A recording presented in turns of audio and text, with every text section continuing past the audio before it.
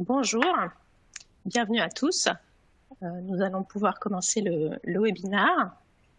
Alors, je suis Sonia Bernal-Higos, je serai la modératrice du webinaire aujourd'hui, donc intitulé « Empreinte de la crise sur les perspectives macroéconomiques 2021 ». Alors, juste avant de démarrer, je voulais aborder rapidement quelques petits points techniques.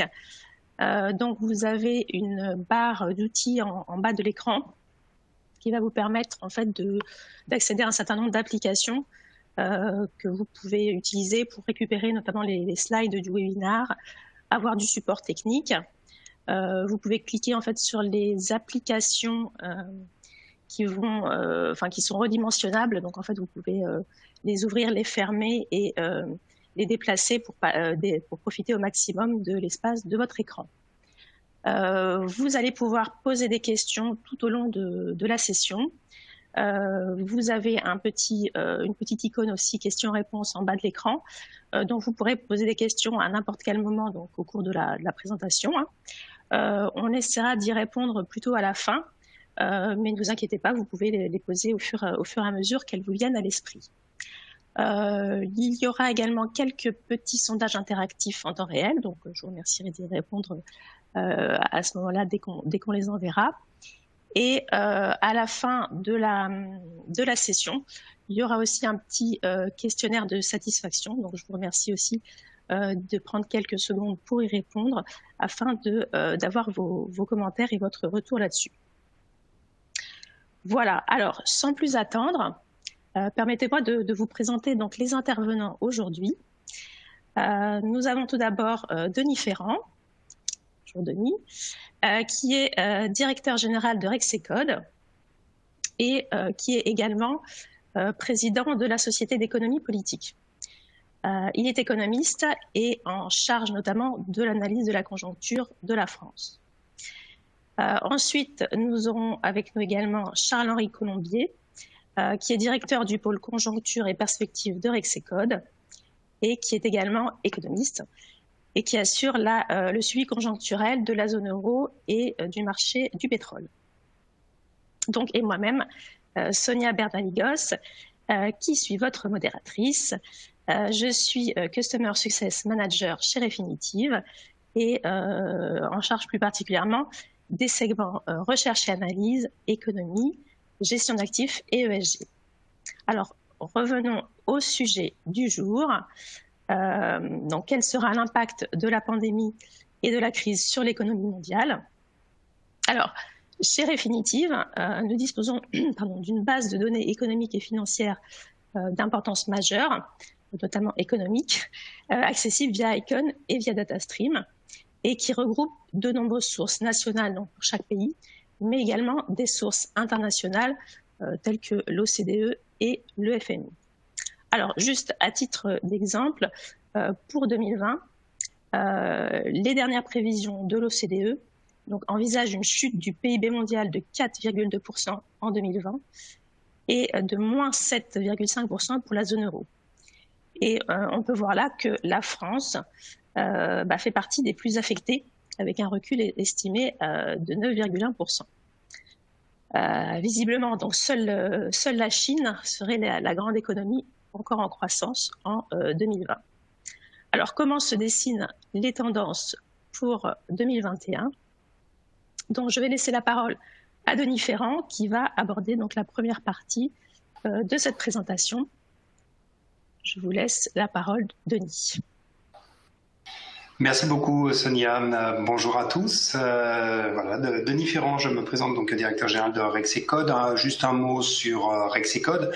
Nous sommes une association et comme toute association, nous avons des adhérents et ces adhérents nous confient des missions de deux natures. Une mission tout d'abord d'analyse de l'environnement économique afin de prévision économique et une mission également d'intervention dans le débat de politique économique.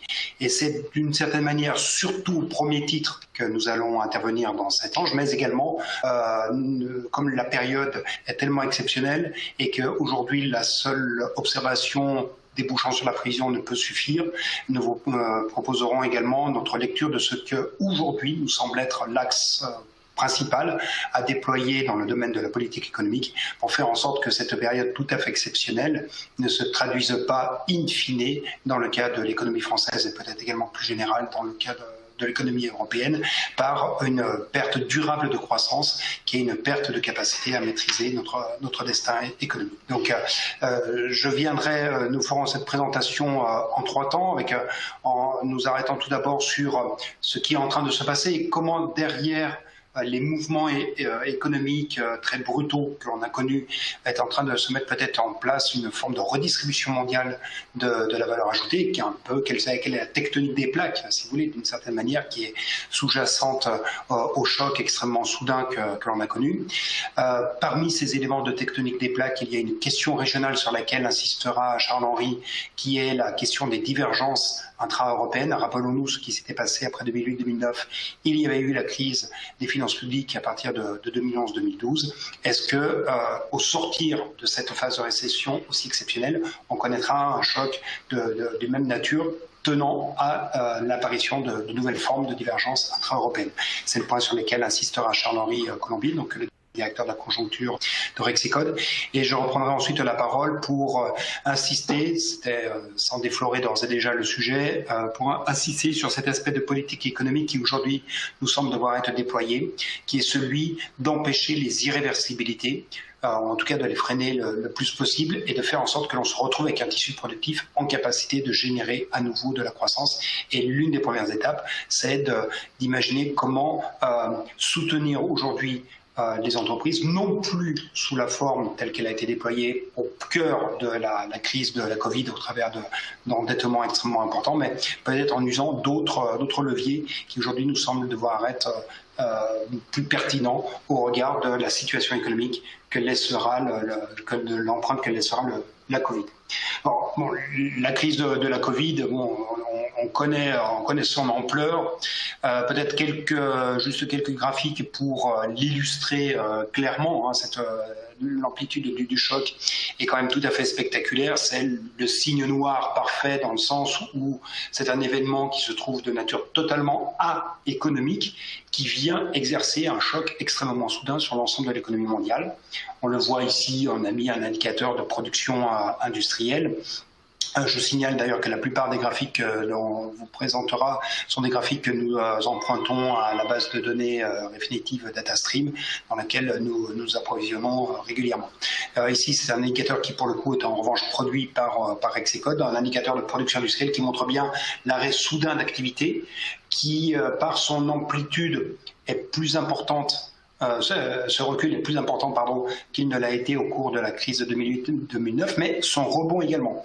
Et donc, cela laisse ouverte la question de la profondeur de l'empreinte que pourra laisser un choc extrêmement brutal, mais peut-être également temporaire. Alors, c'est évidemment un indicateur qui s'arrête au mois d'octobre, et on voit qu'on s'était rapproché du niveau initial d'activité. C'est un indicateur qui ne prend pas d'ores et déjà en compte la deuxième étape du choc économique, tel que pourrait le faire par exemple le PIB. Le PIB qui lui va agréger des indicateurs qui vont au-delà évidemment de la seule industrie et qui vont retracer un choc au cours du 4e trimestre qui à nouveau nous fait s'éloigner du point initial. Alors, l'observation mondiale, commençons déjà par la décomposer à l'échelle géographique, parce que s'il y a un point qui est tout à fait caractéristique dans cette période, c'est qu'on sait déjà que d'ordinaire, personne n'habite à la moyenne, il n'y a personne à la moyenne, mais c'est encore plus vrai au cours de cette récession. C'est une récession qui est d'une disparité majeure d'un point de vue géographique, qui est majeure également d'un point de vue sectoriel. Géographique, tout d'abord. Voilà la chute qui a été quasi simultanée à l'échelle mondiale, mais c'est à la fois l'ampleur de la chute et le mouvement qui a suivi, le mouvement de rebond qui a suivi, qui sont extrêmement disparates.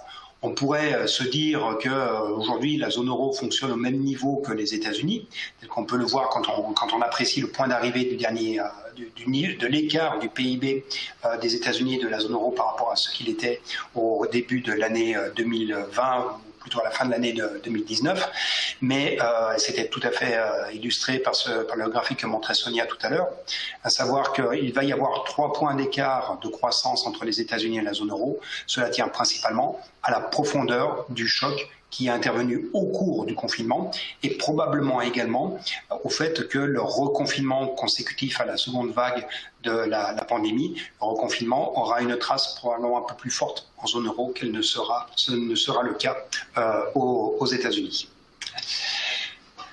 Deuxième élément, je parlais d'une disparité de nature géographique. Il y a aussi une disparité de plus en plus sectorielle, avec quelque chose qui est très particulier dans cette phase de récession, c'est qu'en général, dans les mouvements récessifs, le secteur industriel est toujours le secteur qui accentue le cycle économique. C'est-à-dire que c'est le secteur industriel qui connaît les chutes les plus brutales d'activité, mais également les rebonds les plus massifs.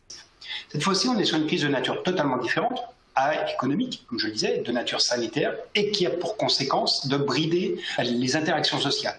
Et ce faisant, ce sont les activités de services qui se trouvent les plus pénalisées par cette récession.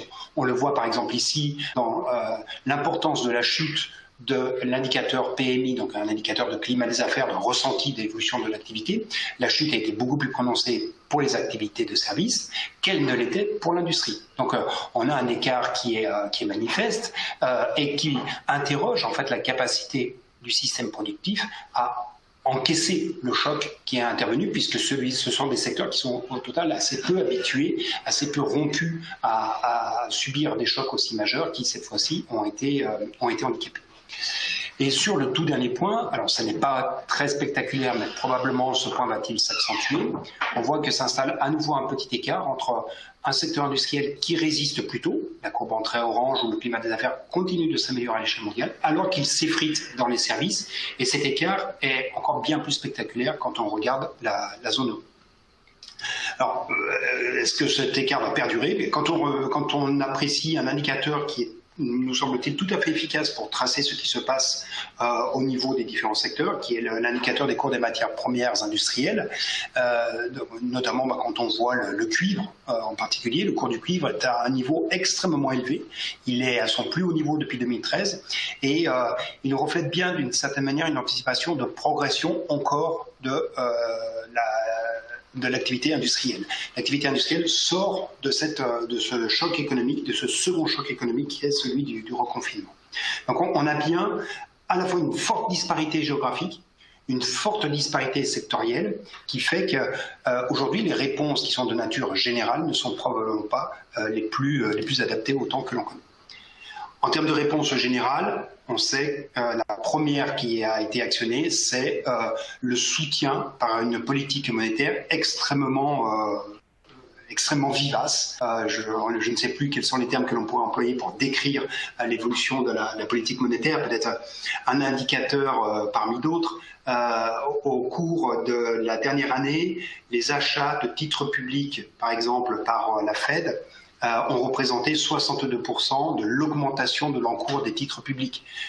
Dans le cas de la zone euro, on est sur une proportion, mais j'anticipe un peu sur ce que pourrait dire Charles-Henri, on est sur une proportion des plus des 3/4 de l'augmentation de la dette publique qui est intervenue depuis un an, qui a été de facto, qui s'est retrouvée sur le bilan de la BCE. Donc on voit des interventions qui sont multiformes, des interventions de politique monétaire, des interventions aussi de politique budgétaire, parce que cette crise est une crise qui a été décidée, c'est une crise qui est administrée, où on a décidé soi-même de se l'infliger, et donc il y a des réponses de politique publique extrêmement soutenues. Ces réponses de politique publique donc, se traduisent par un effondrement de l'ensemble de la pente de la courbe des taux, qui contribue d'une certaine manière à mettre les marchés boursiers en apesanteur. Au regard du choc économique que l'on connaît, on a retrouvé d'ores et déjà, et même bien au-delà, le niveau des cours boursiers que l'on avait au cours de l'année, à la fin de l'année 2019. Est-ce que pour autant les marchés boursiers aujourd'hui sont totalement décorrélés? Pas forcément. Quand on prend un indicateur, alors il y a des financiers dans la salle, donc s'il vous plaît, dites-vous bien que c'est un économiste qui vous parle et pas un financier. Mais quand on regarde, quand on essaye d'apprécier de manière assez grossière l'écart de l'évolution d'un indicateur comme le S&P, donc l'indice boursier américain, par rapport à des fondamentaux économiques, eh bien on va regarder le comportement par rapport à un ratio des profits sur les taux. On se rend compte que le S&P n'est pas forcément, sur la période récente, extrêmement aberrant au regard de ce ratio. Il l'était avant la crise de la Covid, où on avait une stabilité du ratio profit sur taux.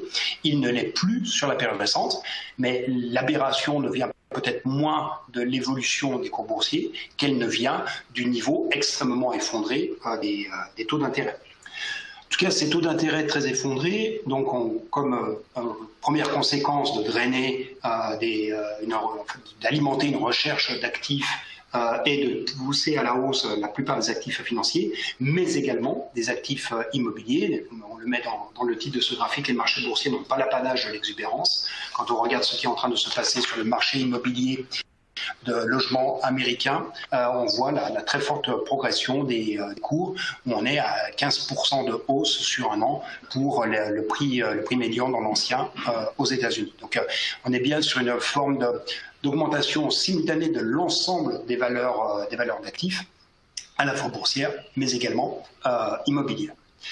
Et puis, en termes de tectonique des plaques dont je parlais tout à l'heure, il me semble que là, ce sont les mouvements et les risques qui sont en train de se façonner, c'est-à-dire qu'on retrouve des actifs qui flambent quand même assez fortement. Il y a aussi deux points sur lesquels j'aimerais m'arrêter quelques instants. C'est un point sur l'évolution du financement de l'économie américaine et derrière donc de l'évolution du dollar. Quand on regarde la manière dont les États-Unis aujourd'hui se financent, eh bien, ils font de plus en plus appel à l'épargne extérieure pour financer leurs besoins, les besoins de financement de l'ensemble de leurs agents. Et donc, vous avez une position extérieure nette des États-Unis qui se dégrade et se dégrade de plus en plus rapidement. La position extérieure nette, c'est la différence entre les engagements que détiennent les résidents américains sur le reste du monde, minorés des actifs que détient le reste du monde sur les résidents américains. Et donc, il y a désormais bien plus d'actifs détenus par le reste du monde sur les États-Unis que les États-Unis ne détiennent d'actifs sur le reste du monde. Et donc, on a une dégradation de la position extérieure nette qui reflète d'une certaine manière ce besoin de plus en plus important du financement de l'économie américaine, en fait de l'appel à l'épargne extérieure par l'économie américaine. Et est-ce que ce financement va de soi ? Jusqu'à présent, enfin, vous connaissez l'adage américain qui consiste à dire le dollar c'est notre monnaie mais c'est votre problème. Oui, ça va tant qu'il n'y a aucun sujet de financement américain. Et tout à l'heure, rappelez-vous ce que je disais, à savoir que la Fed a acheté 62% de l'augmentation de l'encours de la dette des titres du Trésor américain. En contrepartie, il y a un acteur qui a été absent de l'achat de titres de dette publique américaine, c'est le reste du monde qui depuis un an n'a quasiment pas augmenté sa détention de titres du Trésor américain, alors même que ceci s'augmentait de près de 4 000 milliards de dollars en l'espace d'un an. Donc le financement américain va-t-il toujours, par l'épargne mondiale, va-t-il toujours de soi? Il y a là, nous semble-t-il, un point d'interrogation qui est très important parce que il est aussi en creux, c'est un révélateur du conflit de leadership qui s'est d'ores et déjà installé et qui s'est accentué avec cette crise. J'aimerais pour conclure cette première partie vous montrer ce chiffre que l'on calcule à partir des prévisions que l'on fait à Rexecode. Les crises sont toujours des moments de césure très particuliers. Là, c'est purement symbolique, c'est purement la magie des chiffres, mais je la trouve assez saisissante. C'est en 2008 que le poids de l'économie américaine, le poids du PIB des États-Unis dans le PIB mondial est passé en dessous de la barre de 20%. C'est en 2020, en 2008 donc avec la crise financière, c'est en 2020 avec la crise de la Covid que le poids de l'économie chinoise dans le PIB mondial passera au-dessus de cette ligne de 2020. On a ce qu'illustre d'une certaine façon cette crise de la Covid, c'est aussi l'affirmation encore un peu plus franche de ce conflit en termes de leadership économique qui est en train de s'installer entre la Chine et les États-Unis, qui posera à un moment ou à un autre des questions sur l'équilibre financier international et notamment le rôle du dollar.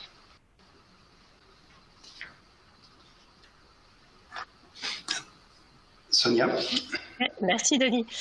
Oui, alors nous avons une petite question du coup pour un sondage pour l'audience. Vous pouvez répondre tout de suite. Selon vous, donc, quelle sera l'évolution du taux de change euro-dollar en 2021? Est-ce que le dollar va se déprécier? Est-ce que le dollar va s'apprécier ou est-ce qu'il va rester stable? On vous laisse quelques petites secondes pour répondre au sondage.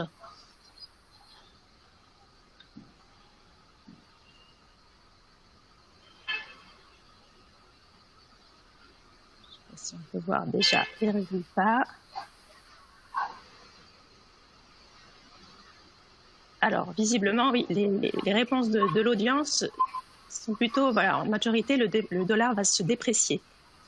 Est-ce que vous avez un petit commentaire là-dessus, Denis ou Charles-Henri? Bon, il nous reste à convaincre 40% des participants. Voilà. Mais en tout cas, dans nos prévisions, c'est le pari que nous formons, c'est-à-dire qu'on est plutôt devant nous sur une vague de dépréciation du dollar, et d'ailleurs pas seulement contre l'euro, peut-être même plus sûrement contre les devises asiatiques qui se renforcent quand même singulièrement sur la période récente, ne serait-ce aussi que parce que l'intérêt pour l'économie chinoise est d'avoir peut-être un peu plus fermement désormais avoir une monnaie qui s'apprécie. C'est le meilleur moyen pour elle d'assurer à un coût assez faible sa stratégie de déploiement à l'international, qui est celle qu'elle pilote de plus en plus. D'accord. Merci Denis. Alors, on va passer la parole à Charles-Henri qui va nous parler de la deuxième partie. Tout à fait. Bonjour à tous. Merci Sonia. Alors, je vais maintenant revenir sur la thématique de la zone euro. Alors, il y a évidemment bien des aspects de notre diagnostic que je ne pourrais pas développer, mais qui auraient été intéressants. Par exemple, l'hétérogénéité croissante entre une industrie manufacturière qui résiste plutôt bien à la crise et des services, notamment à la personne, qui, eux, sont dans le dur. Ou bien notre hypothèse que le stop-and-go sanitaire se poursuivra durant une grande partie du premier semestre 2021, avec pour conséquence le fait que la zone euro ne retrouverait son niveau de PIB d'avant-crise qu'au troisième trimestre 2022, avec évidemment une série de conséquences. Mais nous avons choisi de nous pencher aujourd'hui plus spécifiquement sur la question du caractère hétérogène de la crise dans la zone euro, et la question du potentiel retour des divergences intra-européennes. Alors, au premier abord, il peut sembler incongru de parler aujourd'hui des divergences intra-européennes dans un contexte où les spreads de taux souverains dans la zone euro sont en train de s'écraser.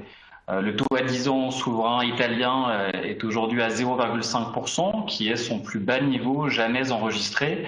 Et les taux d'une bonne partie des États de la zone euro sont passés en territoire négatif.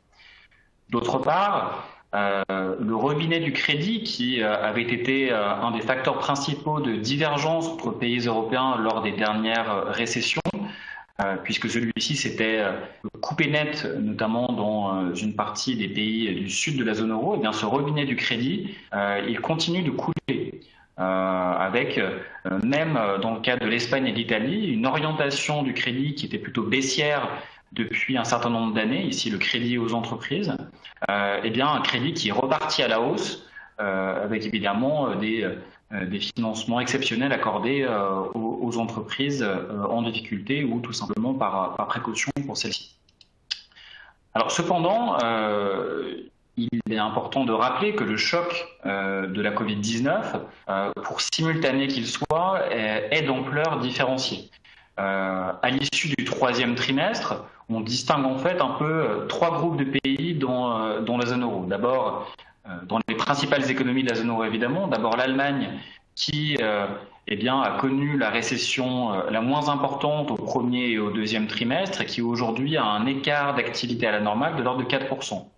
Ensuite, deuxième peloton, si j'ose dire, la France et l'Italie, qui ont connu une récession d'ampleur plus importante que l'Allemagne au T1 et au T2, d'ailleurs d'une ampleur assez similaire entre les deux pays, et qui sont également revenus à un écart à la normale de 4%. Et puis enfin, l'Espagne, et si l'on sort de la zone euro, le Royaume-Uni, qui eux ont connu à la fois une récession plus importante au T2 et qui ont encore un niveau d'écart d'activité à la normale qui est de près de 8-9% à l'issue du troisième trimestre. Alors on pourrait être tenté de considérer que finalement la divergence entre l'Allemagne, la France et l'Italie s'est normalisée puisque l'écart à la normale est aujourd'hui comparable. Mais ce serait en réalité faire une erreur puisque ce serait oublier que la perte de revenu national qui a été cumulée au premier, au deuxième et au troisième trimestre est une perte qui va porter son empreinte à l'avenir.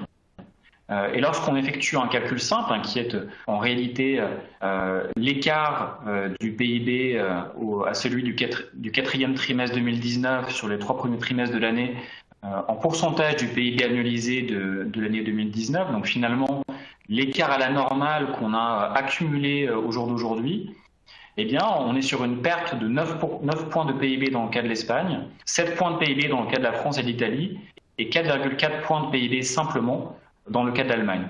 Donc des écarts considérables ont été creusés qui vont porter leur ombre sur les bilans des agents économiques sur les prochains trimestres, quand bien même le niveau d'écart à la normale resterait le même désormais.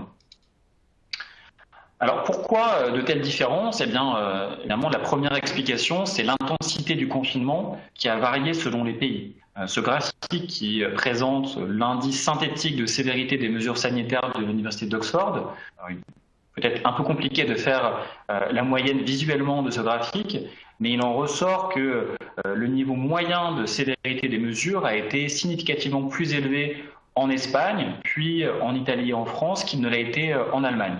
Si bien qu'on observe en réalité une corrélation assez forte entre la perte de PIB, ici représentée par l'acquis de croissance 2020 à l'issue du troisième trimestre, et en abscisse la sévérité moyenne des mesures depuis janvier.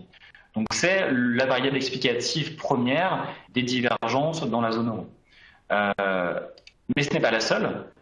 Il y a également le fait que cette crise, qui a une connotation sectorielle très importante, a une portée différente selon les États européens, selon leur structure sectorielle. Nous avons ici construit une petite analyse visant à estimer quelle était en orange la part dans le PIB des secteurs durablement en difficulté. C'est par exemple les services culturels, les services à la personne, le tourisme, la fabrication de matériel de transport aérien. Et en barre verte, les secteurs entre guillemets gagnants, qui sont en fait plutôt les secteurs qui s'en sortent moins mal que les autres. Je pense notamment au secteur de l'information et des communications et d'autres. Eh bien, ce graphique vous présente finalement l'écart net dans la valeur ajoutée entre les secteurs perdants et gagnants de la crise. Et vous voyez que cet écart varie significativement et va de un écart quasi nul dans le cas de l'Allemagne à près de 11 points de PIB dans le cas de l'Espagne. En d'autres termes, l'Espagne, indépendamment de l'intensité des mesures de confinement, est sectoriellement, structurellement beaucoup plus exposée à la crise que ne l'est l'Italie, mais également la France et l'Allemagne dans une mesure encore plus importante. Et évidemment, cette question des divergences européennes va déboucher sur des questions d'ordre budgétaire. La problématique, pour ici montrer une deuxième corrélation, étant que les pays les plus affectés par la crise, je reprends ici toujours en ordonnée l'acquis de croissance 2020 à l'issue du troisième trimestre, sont aussi ceux qui, en amont de la crise, avaient une situation d'endettement plus élevée. Donc on a une crise qui, je le rappelle, est d'ampleur plus importante plutôt dans les pays du sud de la zone euro, qui ont pris des mesures sanitaires plus importantes, qui par ailleurs avaient une structure sectorielle défavorable et qui en plus avaient une situation des finances publiques préalables plus dégradée. Évidemment, on a des ingrédients à plusieurs niveaux qui vont tous dans le sens d'un creusement des divergences intra-européennes. Je rajouterai une couche à ces divergences, qui est le fait que les pays qui ont été les plus affectés par la crise ont dû prendre des mesures de soutien budgétaire plus coûteuses. J'aurais pu illustrer par le coût du chômage partiel, qui va varier par exemple du simple au double cette année entre l'Allemagne d'un côté et la France de l'autre, et sera même encore plus important dans le cas de l'Italie et de l'Espagne.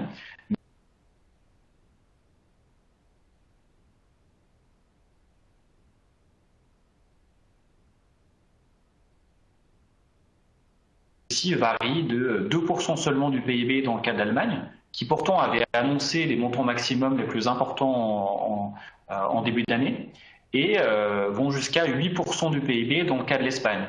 Donc là encore, les pays les plus en difficulté a priori vont en plus devoir porter un poids dans les finances publiques plus important pour absorber le choc de la crise. Alors pourquoi est-ce qu'on ne voit pas grand-chose aujourd'hui sur les marchés obligataires notamment?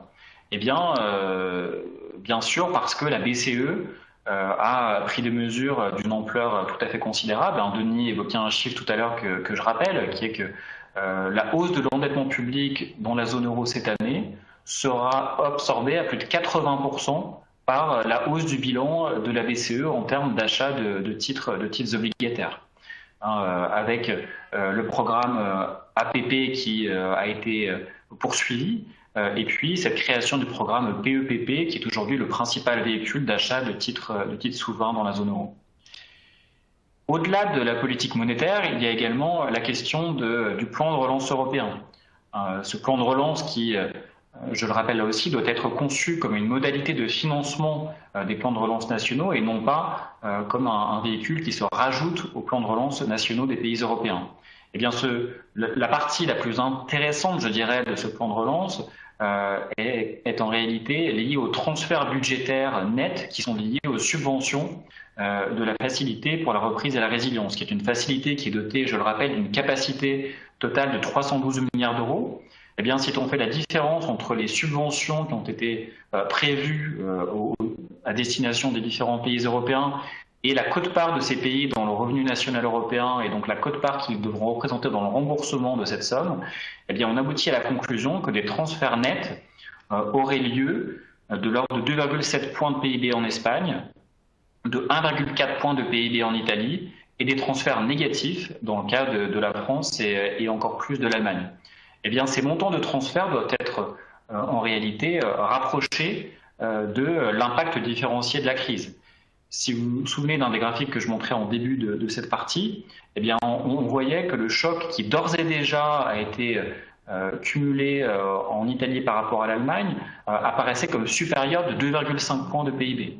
Et donc ces transferts budgétaires intégrés dans le plan de relance européen sont les bienvenus, mais ne vont absorber qu'une partie du différentiel de choc entre pays européens. Voilà, et puis pour terminer, rappelons finalement une des traductions concrètes de la crise sur les finances publiques, qui sera un nouvel écartement des ratios d'endettement public. Simplement, en l'espace de 2 années, entre 2019 et 2021, et là j'ai repris simplement les prévisions de la Commission européenne, eh bien l'écart entre le ratio d'endettement public de l'Allemagne et celui de l'Italie aura grimpé de 15 points de PIB. Eh bien, ce sont des éléments qui, au-delà du court terme, où on voit que la BCE arrive à écraser et contenir absolument toute tension sur les marchés obligataires, et nous pensons que ce sera encore le cas en 2021, eh bien, à plus moyen terme, le risque d'un retour des divergences intra-européennes est un risque qui est tout à fait matériel et qui méritera d'être suivi attentivement. Je rappelle qu'après 2008-2009, la crise souveraine de la zone euro avait suivi, avec un décalage dans le temps, qui était un décalage de plusieurs années, mais un retour de bâton qui avait été évidemment significatif. Voilà, j'en ai terminé. Sonia, si tu veux peut-être introduire la question qu'on avait imaginée par rapport à cette problématique. Merci Charles-Henri. Alors oui, encore un petit sondage pour l'audience. Est-ce que vous pouvez répondre à la question? Jugez-vous une nouvelle crise des dettes souveraines dans la zone euro probable avant 2025? Donc oui, dès 2021, oui à partir de 2022, ou bien non. On vous laisse quelques secondes pour répondre.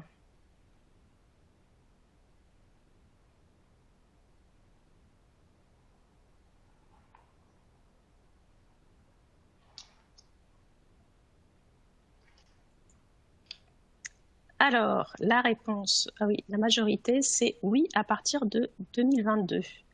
Ah, et le reste, c'est plutôt du non, oui. Charles-Henri, qu'en pensez-vous? Vous avez une majorité, mais effectivement, on voit que les avis sont assez partagés. C'est pas pour tout de suite, mais ça va arriver. suite, mais la question paraît tout à fait significative. Ok, merci. Écoutez, on va passer à la dernière partie de ce webinaire et on va repasser la parole à Denis. Merci. Merci Sonia. Oui, donc on a choisi d'angler cette troisième partie sur un sujet qui est l'une des sources d'inquiétude les plus importantes. C'est qu'après la crise sanitaire que l'on a connue et que l'on connaît encore, la crise économique qui sévit, et bien que celle-ci progressivement mute en une crise sociale et une crise in fine qui serait de nature financière. Une crise sociale qui passerait notamment par le fait que, après avoir pris un choc massif dans ses revenus, eh bien, les entreprises ne seraient plus en capacité de pouvoir garder les conditions de solvabilité, et donc on aurait devant nous un choc de défaillance d'entreprise et donc une montée du chômage extrêmement importante qui pourrait se manifester. Donc c'est vraiment cette inquiétude-là qui est en train de monter. Mon propos ne sera pas tant de dire combien on va avoir de défaillances d'entreprises. Aujourd'hui, je pense que personne n'est en capacité de le dire, ne serait-ce que parce qu'on est dans une forme d'apesanteur où il y a une intervention de l'État extrêmement importante jusqu'à présent pour pouvoir soutenir les entreprises. Jean-Henri l'a montré, notamment, c'est passé par l'intermédiaire du crédit. Vous avez vu l'envolée de la distribution de crédit à destination des entreprises, spécifiquement en France. Notre point, c'est de dire qu'aujourd'hui, juguler ce risque qui nous semble être le risque principal qui va scander l'année 2021, juguler ce risque passera désormais moins par des réponses en termes de nouvel endettement des entreprises, mais beaucoup plus d'imaginer un renforcement de fonds propres de celles-ci et ne serait-ce que pour mettre en cohérence les déformations majeures de bilan des différents agents qui existent dans l'économie française, à savoir qu'on a d'un côté une amélioration, une reconstitution de bilan, une augmentation de l'épargne extrêmement forte du côté des ménages, et en face, on va avoir un besoin de financement de plus en plus important pour les entreprises. Donc il y a un véritable enjeu aujourd'hui de conciliation de ces deux masses qui sera clé pour pouvoir assurer la pérennité de l'activité économique. Alors je reviens sur la formule que j'employais tout à l'heure, qui consistait à dire qu'il n'y a personne à la moyenne, et c'est tout à fait spectaculaire sur la période récente. Ici, vous voyez, regardez l'échelle des X, le graphique part en 1951 jusqu'au dernier point. Et donc c'est un graphique qui illustre la dispersion de l'évolution de l'activité économique depuis 70 ans. Et on a eu, avec le confinement, un pic de dispersion qui a été tout à fait majeur. La dispersion, on la mesure tout simplement avec un écart type. On prend les glissements annuels, la variation de la valeur ajoutée mesurée en glissement sur un an pour les 10 secteurs principaux de l'économie française, et on regarde comment ces évolutions sont dispersées autour de la moyenne. Et vous voyez que cette dispersion n'a jamais été aussi élevée depuis que cette série existe, ou alors elle a été tout juste un petit peu plus élevée en 64, quand il y a eu notamment des problèmes des aléas climatiques et également une réaccélération de l'activité très forte dans le secteur de la construction. Cette dispersion autour de la moyenne, on la voit aussi dans cette seconde étape, plus spécifiquement peut-être dans cette seconde étape. À savoir que le premier confinement avait été, cette seconde étape, pardon, de la crise sanitaire. Le premier confinement avait été non pas homogène dans ses impacts sectoriels, mais ils étaient relativement disséminés. C'est-à-dire que le secteur de la construction était arrêté par des décisions administratives. Le secteur industriel lui-même n'arrivait plus à faire face à la demande parce qu'il fallait mettre en place des protocoles, notamment pour assurer la sécurité de ceux qui venaient travailler, mais il y avait aussi des problèmes d'approvisionnement très importants. Et vous avez évidemment le secteur de l'hôtellerie-restauration qui, par des décisions administratives, se trouvait fermé, ainsi que les activités de service aux ménages. Ça, c'est ce que l'on voit avec la courbe en trait orange dans ce spider chart qui est emprunté à l'INSEE, qui représente donc l'écart du niveau d'activité par rapport à ce qu'est le niveau d'activité normal, qui était le niveau de la fin de l'année 2019. Donc ça, c'est l'effet du premier confinement. Le deuxième confinement, ce sont les courbes bleues et vertes, qui montrent que l'écart à l'activité normale est certes toujours aussi fort pour le secteur de l'hôtellerie-restauration, quasiment toujours aussi fort qu'il ne l'était au cours du premier confinement. Les services aux ménages qui sont dans les autres activités de service. Les services aux ménages souffrent également très fortement pendant ce second confinement, mais vous avez aussi tout un pan de secteurs de l'économie qui reste plutôt à l'écart de ce deuxième choc. C'est en particulier le secteur de la construction, c'est en particulier le secteur de l'industrie qui sont relativement immunes à ce choc. Alors, on a devant nous quelque chose qui est hyper concentré et en plus sur un secteur, l'hôtellerie-restauration, constitué en grande partie de TPE, dans lesquels on trouve une population importante d'entreprises qui ont des fonds, des fonds propres négatifs. Donc, il y a un risque qui tient à la nature de la structure financière des entreprises qui sont dans les secteurs qui sont aujourd'hui les plus menacés par le deuxième confinement. Alors, qu'est-ce qui va se passer sur les entreprises ? Tout d'abord, il faut garder présent à l'esprit qu'il y a concordance dans une économie de grande taille, telle que l'économie française, il y a concordance presque entre le niveau de la production et le niveau des revenus. Et donc une contraction de la production telle que l'a montré Charles-Henri tout à l'heure avec un acquis qui est pour l'instant un acquis de recul du PIB de plus de 7% pour la France, eh bien 7% de recul de production, c'est autant qui se fait en moins sur le revenu national. Et cette perte sur le revenu national eh bien, va se distribuer entre les différents agents. Et dans la période actuelle, certes, les administrations publiques prennent l'essentiel de la perte que subit l'économie nationale, mais le second agent qui prend la part la plus importante de la perte, ce sont les entreprises. On aura une situation qui sera non pas inédite, mais presque, que l'on n'avait plus connue depuis 1982. C'est un recul de l'autofinancement net des amortissements. Cela veut dire, avec cet indicateur, cela veut dire que les résultats que vont dégager les entreprises au cours de l'année 2020, puisqu'ils vont reculer, eh bien ces résultats seront inférieurs à ce qu'ils devraient dégager, ne serait-ce que pour simplement remplacer le capital qui vient obsolescence, le capital qui est à amortir. Des résultats nets d'amortissement négatifs veut dire que je ne génère pas suffisamment de revenus pour pouvoir assurer le renouvellement de mon capital. C'est vrai pour 2020, ce sera vrai également probablement pour 2021, si bien entendu, là ce sont les prévisions de Rexecode sur la période récente, si évidemment ces prévisions sont confortées. Alors on est dans cette période, on est pour autant dans une période qui est tout à fait exceptionnelle, parce qu'on a des résultats qui se contractent très fortement, mais on a très peu de défaillances d'entreprises. Vous avez ici le nombre de défaillances d'entreprises illustré en bleu. On est au niveau le plus bas que l'on ait connu depuis 2000.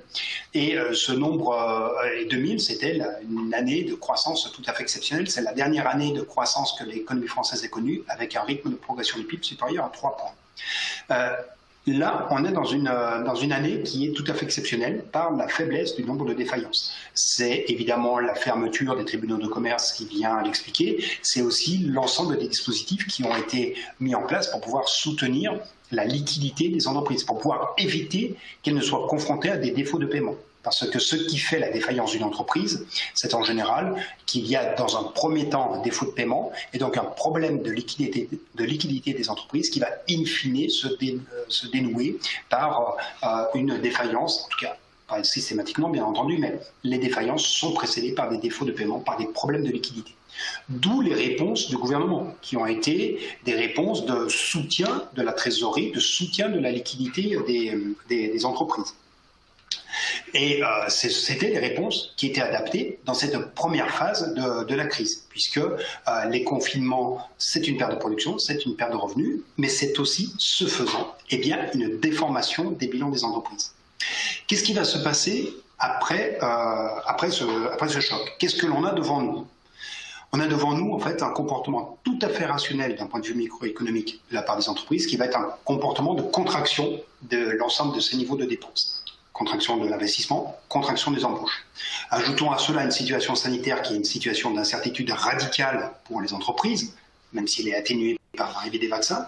Là aussi, on est sur l'incertitude avec les phases stop and go qui ajoutent de l'anxiété sur la réalisation de l'investissement. Et face à cela, il y a, et on l'a vu notamment dans le contenu du plan de relance, il y a comme une forme d'injonction très importante à la transformation de l'économie. Et donc à ce que l'économie, parce qu'on a un enjeu climatique devant nous, eh bien les modes de produire soient appelés à changer. Et on sait que les entreprises sont une partie de la solution à ce défi climatique. Et donc, d'une certaine façon, eh bien, les entreprises aujourd'hui, elles sont confrontées aux mêmes enjeux que ce que pouvaient connaître les gilets jaunes, toute proportion gardée, à savoir que les entreprises, elles savent qu'elles sont une partie de la solution du défi de la fin du monde, mais pour cela, il faudra qu'elles investissent. Or, elles ont un enjeu qui est très immédiat, c'est celui de passer la fin du mois, de maintenir leur niveau de trésorerie.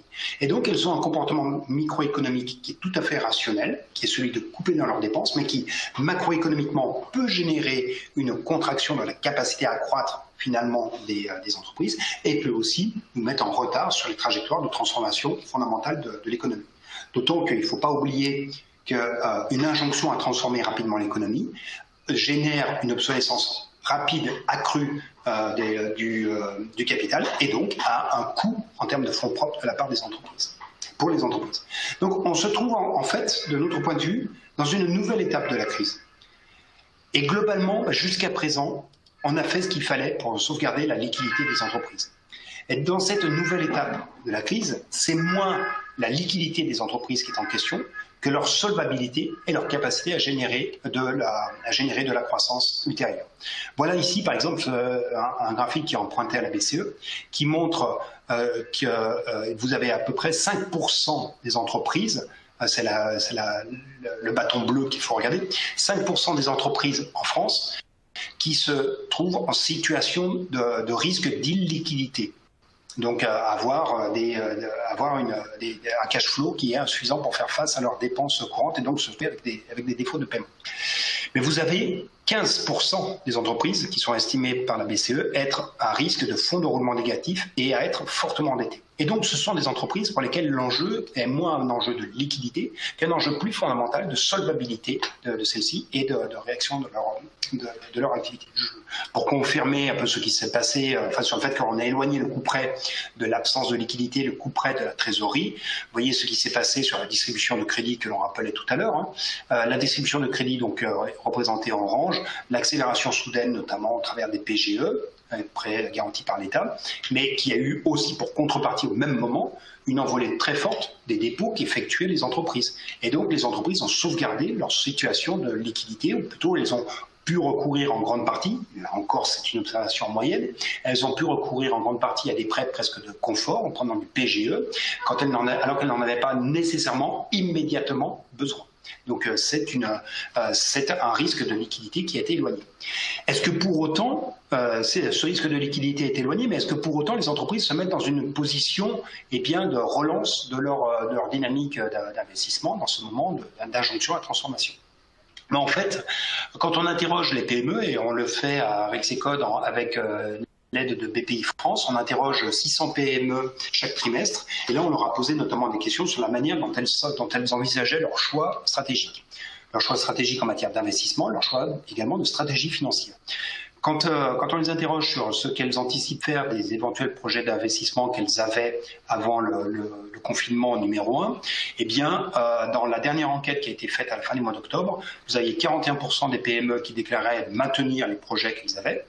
Vous en avez 36% qui ont reporté ces projets et 24% qu'ils ont purement et simplement annulés. Donc on voit qu'il y a une tentation pour la contraction de la dépense d'investissement extrêmement prononcée. De même, la stratégie financière qu'elles entendent déployer est avant tout une stratégie de renforcement du fonds de roulement, donc du niveau de liquidité de l'entreprise, et également une recherche de réduction forte du niveau d'endettement de l'entreprise. Donc, maîtrise de la dépense, ne pas engager des dépenses additionnelles, en particulier en matière d'investissement. Et c'est un comportement que l'on a déjà connu par le passé. Alors, là, je ne le représente pas sur l'investissement, mais sur les embauches. Regardez, pendant la crise de 2008-2009, qu'est-ce qui se passe? Vous avez un recul, c'est le recul des embauches, qui est tout à fait manifeste, qui était très marqué après la crise de 2008-2009. En gros, on avait perdu un quart des flux d'embauche en moins pendant la crise par rapport à ce que cela était le cas auparavant. Pourquoi? Parce que le marché du travail se gèle également, parce qu'il y a moins de sorties pour démissionner. Alors, qu'est-ce que l'on va avoir maintenant dans l'évolution de la situation des entreprises? Eh bien, en fait, on a devant nous spontanément une déformation du ratio des dettes sur les fonds propres des entreprises. Pourquoi? Plus de dettes avec le PGE, donc augmentation de cette partie du passif, et également des résultats négatifs. Or, on sait que, et notamment dans le cas des PME, c'est la remontée des résultats qui est le premier vecteur de constitution, de renforcement des fonds propres. Il y aura des résultats négatifs au cours de cette année pour beaucoup d'entreprises, et donc c'est la possibilité de faire du fonds propre qui sera défavorable.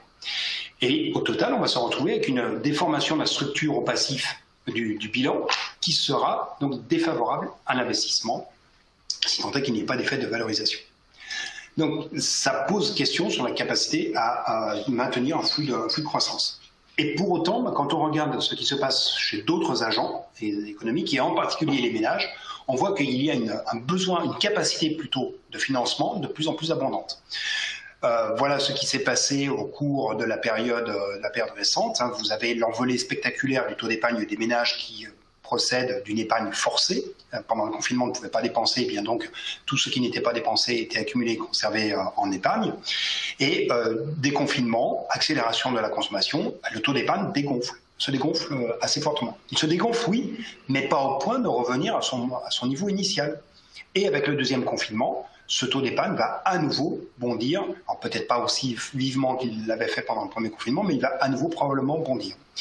Et regardons ce qui s'était passé par exemple en 2008-2009.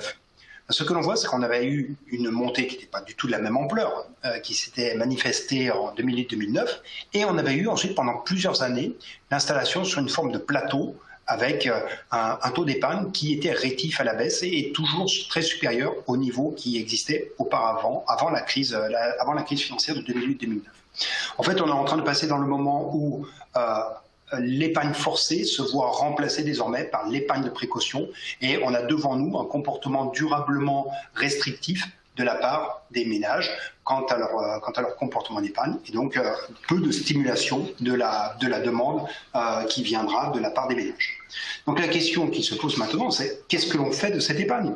Qu'est-ce que l'on fait de cette épargne, sachant qu'il y a des besoins de financement de plus en plus importants de la part des entreprises, des besoins de fonds propres de plus en plus majeurs, et c'est là que l'on en vient sur la proposition de politique économique que l'on porte à Rexecode, qui est une proposition de renforcement majeur de fonds propres des entreprises pour pouvoir réconcilier ce que j'appelais tout à l'heure les enjeux de la fin du mois et de réponse aux difficultés de la fin du monde. Et il y a pour cela deux leviers à actionner. Le recours à des prêts participatifs, qui pour le coup n'engagent pas l'épargnant, mais engagent l'État en termes de garantie à apporter à des prêts participatifs. Des prêts participatifs, ce sont des prêts qui ne sont accordés sur une échéance assez longue et qui ne commencent à être remboursés que dès lors qu'il y a retour à bonne fortune de la part des entreprises, que dès lors qu'elles réalisent des résultats. Ça, c'est le premier point sur le renforcement des fonds propres, nous semble-t-il. Et le deuxième point, c'est la mobilisation de l'épargne privée. On aura à peu près 75 milliards d'euros de résultats nets en moins en 2 ans pour les sociétés non financières et probablement aux environs de 100 milliards d'euros d'épargne des ménages en plus. Donc c'est comment arriver à réconcilier ces deux masses, sachant que pour l'épargne des ménages, il y a certes une très forte aversion pour le risque, mais il y a quand même un appétit pour le rendement. Et donc, est-ce qu'il n'est pas temps d'imaginer des fonds à capital garanti qui viendraient faire jouer à l'État un rôle cette fois-ci non plus de financeur en dernier ressort, d'apporteur de garantie, mais un rôle un peu d'assureur en dernier ressort, en créant des fonds de capital garanti, un peu comme ils existaient pour l'assurance vie, et ce sont des fonds qui ont permis de drainer une masse de l'épargne extrêmement importante pour limiter le coût du financement de l'État, et donc faire jouer à l'État ce rôle d'assureur en dernier ressort. Il apporterait une garantie pour laquelle il serait rémunéré, parce que le private equity, pour l'instant, enfin, donc tout le financement en fonds propres, sur des entreprises notamment non cotées, eh bien ce type de placement peut rapporter du 8 à 10%. Donc on pourrait tout à fait imaginer des dispositifs où 4 points sur 8 vont aux ménages, 2 points vont à l'État qui en rémunération de sa garantie, et 2 points iraient à destination du fonds qui fait l'interaction entre les capacités d'épargne et les besoins de fonds propres. Donc c'est un enjeu pour permettre à l'épargnant moyen d'accéder au rendement du non-coté, parce que sinon aujourd'hui, en termes de rendement d'épargne, il ne trouve rien sur le marché. Rappelez-vous ce que l'on a montré tout à l'heure sur les taux d'intérêt et sur l'effondrement qui se manifeste. Et ça, il nous semble que c'est vraiment un enjeu fondamental pour revenir sur la dimension plus générale de la croissance. L'enjeu est aujourd'hui vraiment d'adresser la question de la solvabilité des entreprises pour éviter que ne se manifeste ce qui s'est toujours manifesté après chaque récession. Quand vous regardez la dynamique économique, ce qu'elle est avant et après une récession, eh bien on a un recul de ce que l'on appelle la croissance potentielle, donc la capacité de l'économie à générer de la croissance. En gros, après la récession de 93, après celle de 2008, de 2008-2009, l'économie française a vu sa croissance potentielle s'affaiblir de 0,7 points pendant les 5 années qui ont suivi la récession par rapport aux 5 années qui précédaient la récession. L'explication principale de ce recul de la croissance potentielle vient du blocage du processus d'accumulation. Du processus d'accumulation généré par l'investissement, par le remplacement du capital obsolète, qui devient obsolète, mais également par la modernisation de l'appareil de production. Donc aujourd'hui, faire en sorte que l'investissement puisse demeurer, c'est un enjeu à la fois de renforcement de la solvabilité des entreprises, de réponse aux enjeux de moyen long terme que l'on s'assigne en termes d'enjeux climatiques, mais également c'est un enjeu qui nous permettra de générer ce qui sera probablement le meilleur carburant pour affronter les risques sociaux importants que l'on a devant nous, à savoir pour générer encore de la croissance, parce que pour l'instant on ne sait pas faire sans croissance, et on en aura, alors que spontanément la croissance qui nous attendrait, ce serait une croissance quasiment nulle quand on en regarde en PIB potentiel par habitant. Si on reproduit ce qui s'était fait après les précédentes récessions, à savoir perdre 0,7 points de croissance, et bien à ce moment-là, la croissance du PIB par habitant en France pourrait tomber à 0,4. Donc on a aujourd'hui 0,4 en croissance potentielle spontanément, et on pourrait avoir une croissance potentielle à 0,1%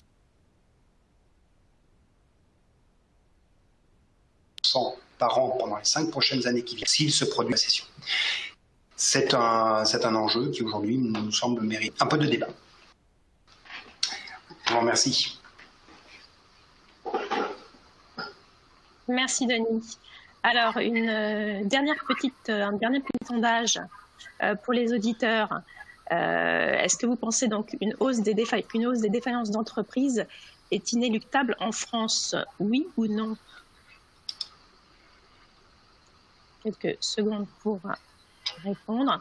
Alors, on va bientôt passer à la session des questions-réponses. Je vous rappelle que vous pouvez envoyer vos questions par écrit dans le chat qui est en bas de l'écran. Et on va essayer d'y répondre si on a le temps. Sinon, on vous enverra les réponses par écrit. Alors, le résultat du sondage. Ah oui, alors là, c'est clair. Je crois que tout le monde s'attend effectivement à... c'est inéluctable. Très bien. Alors, on va passer aux questions des auditeurs. Alors, il y a par exemple une question sur la BCE.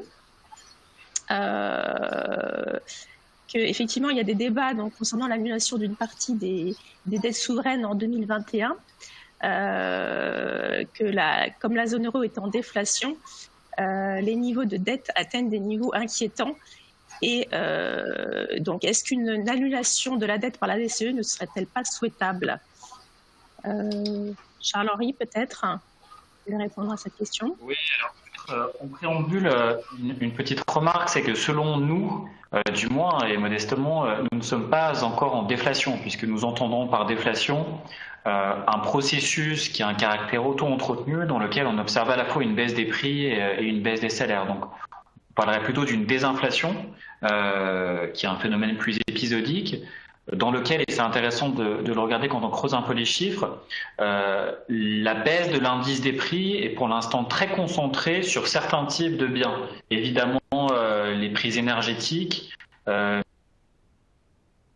de voyage et de certains types de services qui sont très affectés par la crise. Donc, on ne parle pas encore de déflation, mais plutôt de désinflation, même si le risque pour la suite peut être envisagé. Maintenant, sur la question de l'annulation des dettes, alors évidemment, c'est un serpent de mer qui s'est avéré très polémique récemment. Quelques petites réflexions simplement. D'abord, a priori, c'est interdit aujourd'hui dans le cadre du traité sur le fonctionnement de l'Union européenne qui proscrit tout financement des États. C'est une idée qui peut paraître séduisante, hein, l'idée de faire table rase de la dette et repartir de zéro, mais qui pose quand même un certain nombre de problèmes. Il y a tout d'abord, à mon sens, hein, la question de l'aléa moral. C'est-à-dire une fois qu'on a annulé la dette publique une fois, évidemment, certains politiciens seront tentés de le demander d'autres fois. Et ce faisant, le risque d'envoyer un signal défavorable et de perdre une partie de la crédibilité de la monnaie est un risque qui ne peut pas être écarté. D'autant plus que si une telle opération est réalisée, eh bien évidemment, cela viendra déséquilibrer le bilan de la Banque centrale européenne et de l'eurosystème, le faisant même potentiellement passer en fonds propres négatifs. Et c'est quelque chose qui est de nature à instaurer une défiance vis-à-vis de l'euro. Or, je rappelle qu'on est dans un contexte où un certain nombre de monnaies digitales connaissent pour certaines certains succès et pour d'autres sont sur les starting blocks. Donc, est-ce que ce serait le moment opportun de faire une opération qui génère une défiance importante sur la monnaie alors que le Libra, par exemple, sont sur le point de se lancer? Je pense que ce serait une voie, certes, qui présente des avantages théoriques assez dangereuses du point de vue de la BCE, me semble-t-il. Mais tu auras peut-être un avis complémentaire, Denis, sur ce point. Non, je pense que tu as bien serré les enjeux. C'est vrai qu'on a devant nous, de toute façon, on est dans une période qui est tout à fait exceptionnelle. Donc, il faut se garder de prendre des décisions qui sont par trop hâtives sur la BCE. Pour l'instant, enfin, sur l'enjeu de la dette publique, pour l'instant, tout le pilotage qui a été effectué, c'était un pilotage d'urgence. Maintenant, voilà, il ne faut pas oublier la cadence, ce qui s'était passé au cours de la dernière récession. Et on voit bien que c'était d'ailleurs la réponse qu'il y avait dans le sondage, hein, l'inquiétude qu'il peut y avoir sur le risque de divergence de la zone euro. Moi, j'ajouterais peut-être un élément qui est celui on avait en 2011-2012 un problème de divergence des finances publiques. Là, avec cette crise, ce qui se surajoute, c'est une divergence également des bases économiques. C'est-à-dire que les pays, et ça a été très bien montré tout à l'heure par le graphique de Charles-Henri, les pays qui sont les plus solides d'un point de vue des finances publiques, ce sont aussi ceux qui subissent les reculs les moins importants de leur activité, et ce sont aussi les pays qui avaient déjà le niveau de richesse le plus important. Donc on a devant nous une divergence qui n'est plus seulement une divergence des finances publiques et d'une capacité à générer leur trajectoire, mais aussi une divergence des bases économiques, une divergence par exemple qui se voit dans les évolutions de PIB par habitant, un indicateur très, très basique, mais entre la France et l'Allemagne, il y a 12 points d'écart de PIB par habitant au cours des 15 dernières années. La crise de la Covid va accélérer cette divergence extrêmement forte. Et derrière, c'est une inégalité de la capacité à maîtriser les dépenses publiques, à maîtriser la dette publique qui va se poser pour chacune des économies. D'où l'importance de la solidarité européenne qui a été décidée en juillet. Est-ce que celle-ci tiendra durablement? C'est un enjeu qui, cette fois-ci, passe dans le domaine du politique. Merci, Denis. Alors, je pense qu'on n'aura pas le temps de répondre à toutes les questions, mais on a peut-être une dernière question qu'on peut prendre, notamment comment, par exemple, on peut expliquer la perte d'intérêt des investisseurs étrangers sur la dette américaine? Alors, la perte d'intérêt n'est pas homogène, hein. C'est-à-dire que ce que l'on a vu au cours des dernières années, c'est un basculement dans les identités, dans les nationalités de ceux qui achetaient de la dette publique américaine. En gros, vous avez les pays asiatiques et en particulier et même tout particulièrement la Chine, qui est le premier détenteur de titres de dette publique, en tout cas qui l'était jusqu'à une période assez récente. C'est elle qui portait plus de titres du Trésor américain que ne le faisait par exemple le Japon. Donc les principaux créanciers des États-Unis, c'est dans l'ordre Chine, Japon, puis ensuite viennent quelques pays pétroliers, mais également le Royaume-Uni et des paradis fiscaux. Ce que l'on a vu au cours des dernières années, c'est la Chine qui n'achète plus de titres de dette publique en direct, de dette publique américaine, et même qui, quand ces titres viennent à échéance, eh bien, elle ne les reconduit pas. À l'inverse, vous avez les Européens qui ont été plutôt des acheteurs nets de titres du Trésor américain. Alors, ce qui s'est passé sur les derniers temps, ça a été plutôt un resserrement des écarts de taux d'intérêt défavorable au placement en dollars, qui peut contribuer à ce que à expliquer la désaffection qui est intervenue depuis un an. En gros, il y a un an et demi, l'écart entre le taux allemand et le taux américain, c'était de l'ordre de 250 points de base. Là, on est plutôt passé aux environs de 220. Ça remonte un petit peu sur la période récente. Donc, ce sera intéressant de voir si cette petite remontée sera suffisante pour redrainer à nouveau de l'appétit de la part des étrangers. Mais en tout cas, il y a comme une forme de fuite en avant du côté de l'économie américaine, qui a toujours une résilience, un leadership technologique extrêmement affirmé, mais il y a quand même, je pense, un peu plus de précaution qui est adoptée de la part des investisseurs étrangers qui préfèrent se positionner plutôt sur les marchés d'actions aux États-Unis plutôt que d'acheter des titres de dette publique. On parle du déficit public dans la zone euro, ça va être en gros 9 points de PIB à peu près sur l'année 2020. Aux États-Unis, ce sera le double. Et l'année prochaine, on sera à nouveau pas loin de 10 points de PIB. Donc pendant combien de temps fait-on cette fuite en avant au niveau américain? D'accord, merci. Écoutez, je pense qu'on n'aura pas le temps de prendre d'autres questions en direct, mais ne vous inquiétez pas, on y répondra par écrit par la suite. Je vous rappelle aussi que le webinaire est enregistré, donc vous pourrez réécouter l'enregistrement et accéder aux slides. Avant de nous quitter, je vous remercie de répondre au petit questionnaire de satisfaction que vous avez en ligne, afin de recueillir vos commentaires et votre feedback. Et je vous remercie tous pour votre participation. Nos intervenants, donc Denis et Charles-Henri, et tous les éditeurs pour vous être connectés aujourd'hui et nous avoir rejoints. Merci beaucoup et bonne soirée. Au revoir. Merci, au revoir.